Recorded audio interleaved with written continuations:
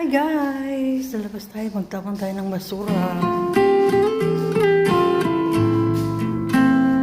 Buksan na natin ang gate natin. Wait lang.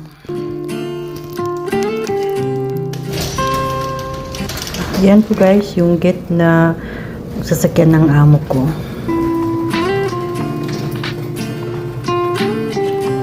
Ayan, sinamahan ako ni Pusa.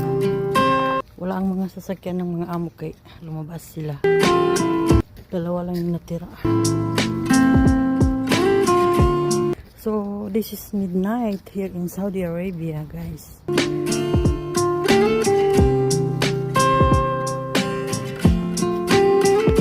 Tingnan niyo guys, walang tao. Kailangan pag lumabas ka dito, nag-iingat ka kasi sabi ng mga amo, meron daw biglang tatakbo sa'yo. So ito guys ang trabaho namin dito sa Saudi Arabia, mga OFW.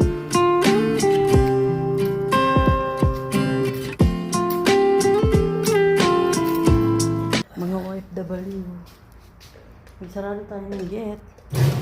Ito ko dumaan sa garage namin kasi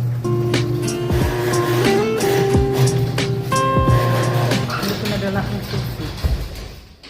So ayan guys, sasakyan ni boss.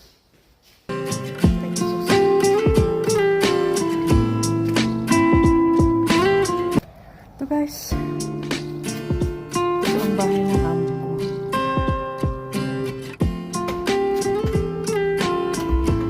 Malaki ng bahay ng amo ko, kaya lang kaya ko naman siya.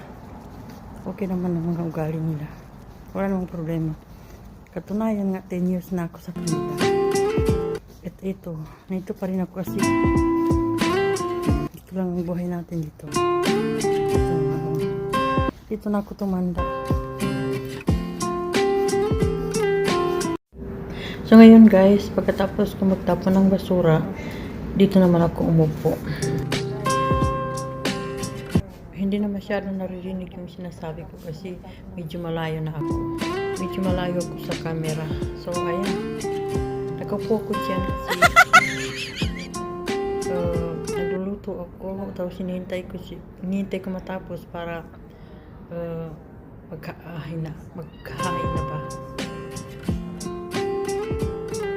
Ayan guys, kasama ko pa rin ng mga pusa kahit sana kumiikot. Nandyan sila sa tabi ko.